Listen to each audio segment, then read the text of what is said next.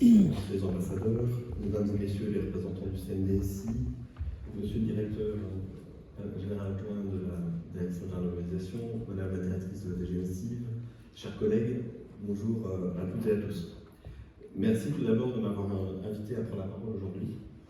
Notre collectif Coordination Sud se félicite de l'élaboration de cette nouvelle stratégie qui réaffirme la volonté du ministère de l'Europe et des Affaires étrangères de contribuer au renforcement de la société civile, de ses acteurs et actrices et de l'engagement citoyen.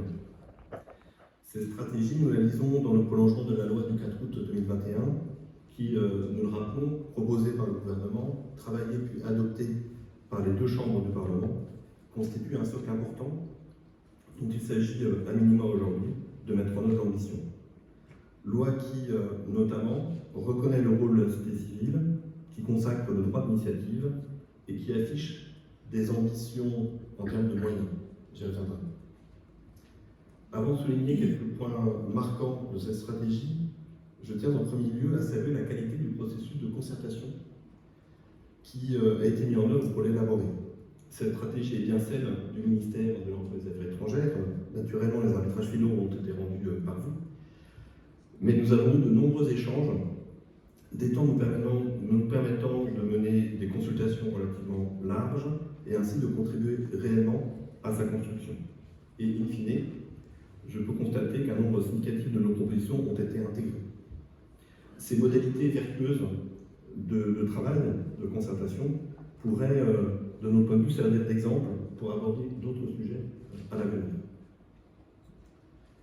Et pour faire écho aux propos de M. Richard à l'instant, je crois que ce processus et sa conclusion sont l'illustration que nous pouvons effectivement travailler ensemble et de façon constructive, même si par ailleurs nous avons des sujets de tension. Sujets sur l'investissement sur lesquels j'espère que nous allons sortir tous ensemble et de manière confortable dans les prochaines semaines.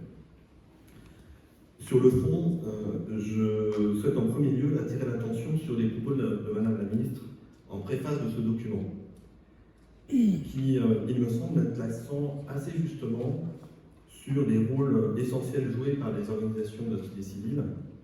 Elle décrit ce que nous faisons, notre rôle dans la promotion et le respect des droits, des valeurs humanistes universelles, nos capacités d'action, nos contributions aux politiques publiques.